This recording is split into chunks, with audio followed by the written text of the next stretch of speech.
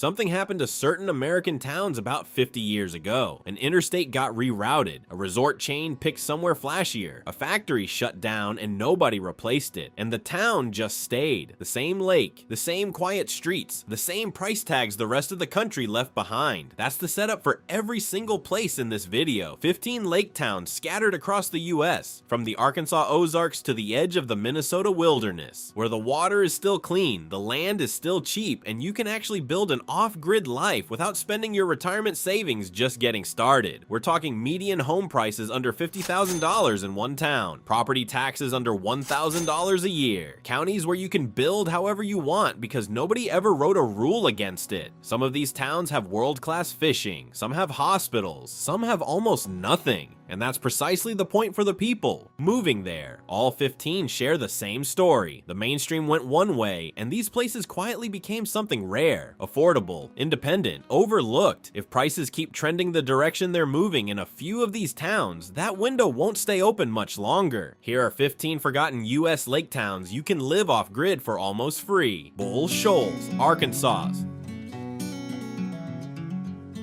The Bull Shoals Dam finished construction in 1951. The Army Corps of Engineers built it on the White River in the Ozarks, and for a moment, everyone assumed the town that grew up around it would become a resort destination. Then Branson happened, about 70 miles west, and Bull Shoals got completely forgotten. The median home sale price here is $47,450. For a town sitting on one of the cleanest lakes in Arkansas, with a 260-day growing season and enough solar exposure to run a photovoltaic system year-round, that price is almost structurally impossible by modern real estate logic. Property taxes in the county run below $1,000 a year for most homes. Arkansas is also quietly permissive for off-grid systems. Rainwater harvesting is legal. Gray water recycling is legal. Private wells are common throughout the Ozarks, though the karst limestone geology means you'll want a professional soil assessment before drilling. The underground here is full of caverns that make well depth unpredictable. One number worth noting, Bull Shoals posted a year-over-year price increase of over 5% recently. The town is being rediscovered, slowly but measurably. Almost Free has a shelf life. Rogers City, Michigan. If you've priced a cottage near Traverse City, you know what the up north Michigan experience costs. Rogers City is what happens when a town has all the same lake access, the northeastern shore of Lake Huron, but none of the tourist infrastructure driving prices up. The town was built around the world's largest limestone quarry and Great Lakes shipping. Neither industry fills the harbor the way it used to. What's left is a community of about 2,800 residents, a median list price around $140,000, and multiple public shorefront parks that give even non-waterfront homeowners direct access to the lake. Most properties outside the town center already run on private well and septic. The challenge is the winter. Residents who go fully off-grid here typically combine solar, wood heat, and propane backup, and they insulate seriously because the heating bill makes it non-negotiable. The waterfront premium in Rogers City runs about 20 to 30% above standard residential prices. That math doesn't exist anywhere else in the Great Lakes market. Summersville, West Virginia. Summersville Lake has been called the Little Bahamas of the East. The turquoise water against sandstone cliffs earns that description. The clarity comes from the geology. A rock-filled dam on the Gauley River created a reservoir in a bowl that resists the runoff clouding flatter lake systems. Those same cliffs are why the area was never heavily developed. The median home value sits around $185,000, and the county's effective property tax rate is 0.52%. The typical homeowner pays roughly $881 a year. The real off-grid opportunity in Summersville is outside city limits. Unincorporated Nicholas County operates under much looser building standards. Alternative construction, cobs, straw bale, tiny homes, is viable here in ways it wouldn't be inside the municipality. West Virginia receives enough annual rainfall to support spring-fed gravity water systems, eliminating the need for a powered pump entirely. Summersville Regional Medical Center is local, which is a meaningful variable when everything else about the lifestyle points toward remote. Danville, Illinois. Danville was a coal mining and rail hub. That era ended and left behind sturdy, well-built housing stock at prices that would look like rounding errors in any coastal market. Homes within half a mile of Lake Vermilion, a reservoir that transitioned from industrial water supply to residential retreat, are listed roughly 65% below the national median. A 3-bedroom near the water typically runs around $120,000. Illinois counties can opt out of the statewide residential code, and several have, creating legal flexibility for alternative construction in scattered pockets around the state. The technical challenge here is the soil. East Central Illinois is heavy clay, and clay doesn't percolate well. Raised mound septic designs are frequently required. They cost more upfront and need more land area. It's not a deal breaker, but it's a real line item in the off-grid budget that buyers sometimes miss until the permit stage. Cherokee Village, Arkansas. Cherokee Village was Arkansas's first planned retirement community, built around 7 lakes and 2 golf courses in the Sharp County hills. The infrastructure is still visible: maintained lakes, organized roads, actual amenities. What changed is the demographics. As the founding population aged, real estate supply grew, and prices dropped to levels attracting a different kind of buyer. The village-wide median sits around $185,000, but nearby areas start under $124,000. Sharp County's overall cost of living runs roughly 20% below the national average. Cherokee Village made a specific decision about solar energy. Local ordinance explicitly permits residential solar systems, but they must be roof-mounted. Ground-mounted arrays, which off-gridders often prefer for scalability, aren't allowed. For a modest household system, workable. For a larger energy setup, a real constraint worth knowing before you sign anything. Citizens Memorial Hospital serves the wider region, and between the built-in infrastructure and clear legal solar framework, Cherokee Village is one of the more organized entry points on this list. Zapata, Texas.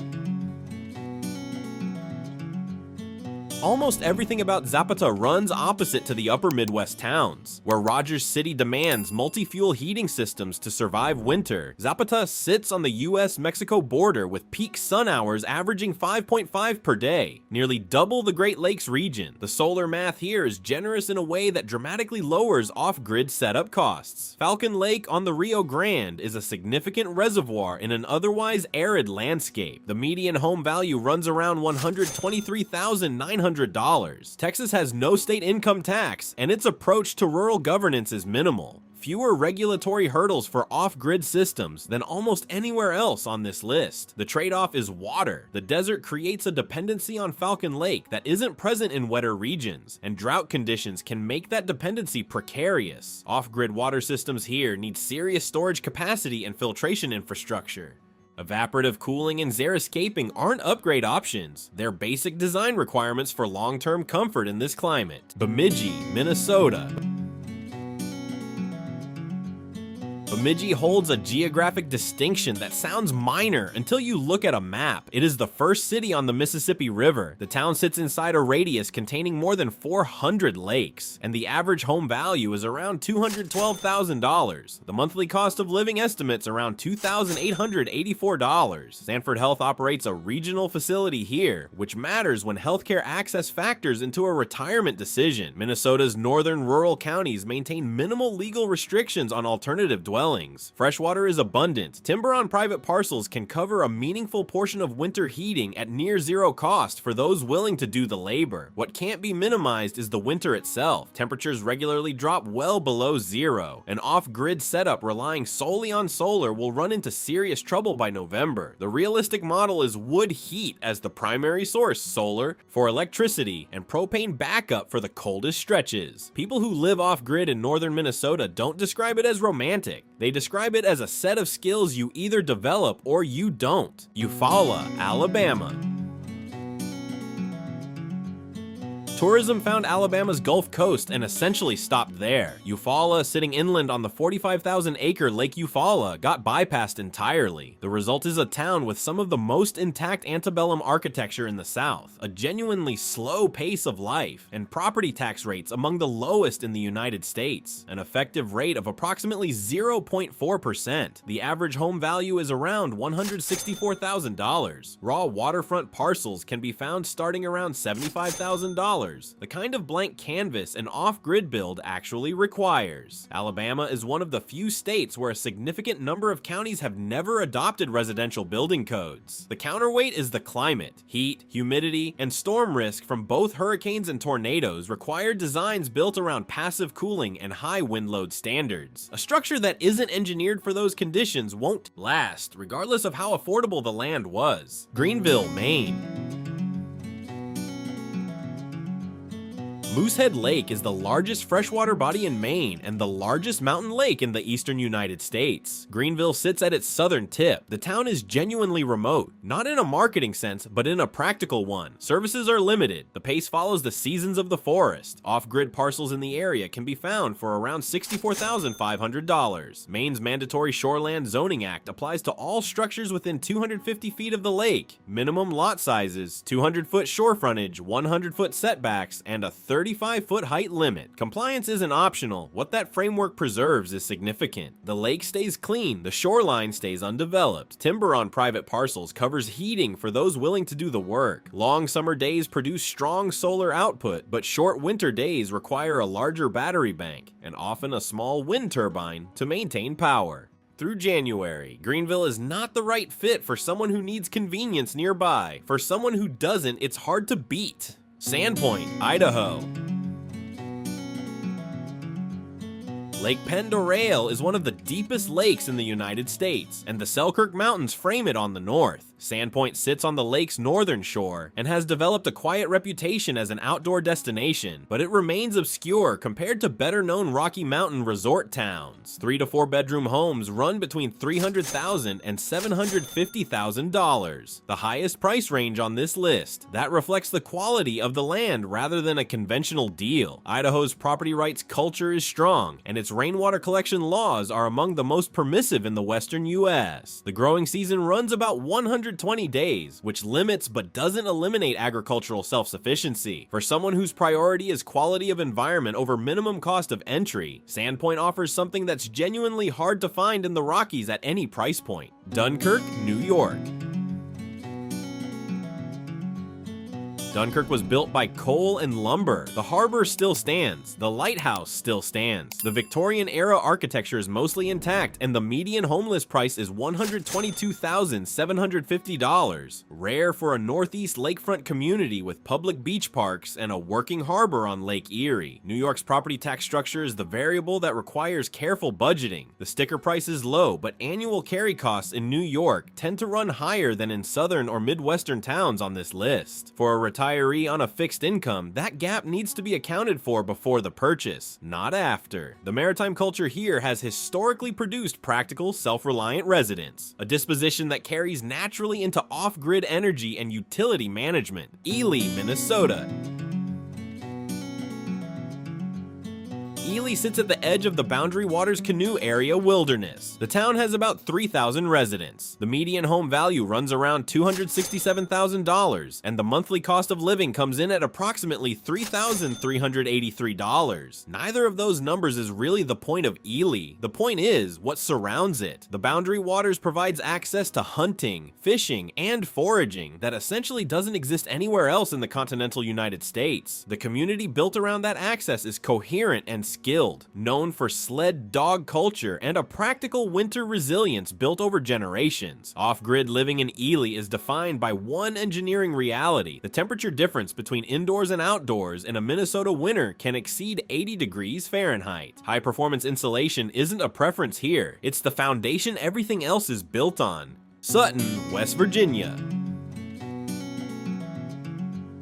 Sutton is a town of roughly 1,000 people in the center of West Virginia, beside a 1,500-acre reservoir surrounded by the Elk River Wildlife Management Area. The surrounding land offers something that barely exists in American real estate anymore: large lakefront parcels priced to reflect the town's obscurity rather than its geography. A 115-acre lakefront property in the area was recently listed at approximately $172,950. West Virginia's effective property tax rate runs around 0.5% 0.57%. For someone who wants to build a real homestead with room for gardens, structures, and infrastructure spread across actual acreage, Sutton provides both the land and the legal flexibility to use it. The unincorporated areas around the lake operate under the same loose rural building standards that make the rest of West Virginia attractive for alternative construction. You're not carving out an exception to the rules here. The rules simply never tightened the way they did in more developed states. The downtown area still has historic buildings and working local businesses. A hardware store, a diner, the kind of small commercial fabric that signals a town hasn't fully hollowed out. That community presence matters for long-term livability in a way that raw land listings don't capture. But the trade-off remains. A population of 1,000 means limited services and limited supply chains. For the right buyer, that's the draw. For the underprepared, it's the risk. Forsyth, Missouri. Forsyth sits near Branson, but on the other side of a boundary most of Branson's visitors never cross. It's positioned along Lake Taneycomo, which runs cold year-round because of the dam that created it. Cold enough to support trophy trout fishing uncommon this far south. The lake draws a specific kind of resident, one who wants the resource without the resort town markup surrounding it. Land in the Ozark counties around Forsyth averages between $4,000 and $6,000 per acre. Many counties in this part of Missouri have zero building code enforcement. That means you can legally build a tiny home or an unconventional layout without navigating a permitting system designed around conventional construction. The growing season runs 260 days, supporting serious food production for those who use it. Timber is available, water sources are reliable. The Ozark region as a whole has been recognized as one of the more sustainable environments for long-term homesteading in the central United States, and Forsyth sits squarely inside that corridor. The lifestyle here operates at a pace that Branson's entertainment district doesn't interrupt unless you want it to. Medical facilities, grocery supply chains, and basic services are accessible within a reasonable drive. That balance, genuine rural freedom without complete service isolation, is harder to find than the land price alone suggests. The proximity to Branson cuts both ways though. Tourism infrastructure is nearby when you need it, but the same forces that drive tourism eventually drive real estate prices, and Forsyth sits inside that pressure zone. The clock moves slower here than in Bull Shoals, but it's moving. Two Rivers, Wisconsin.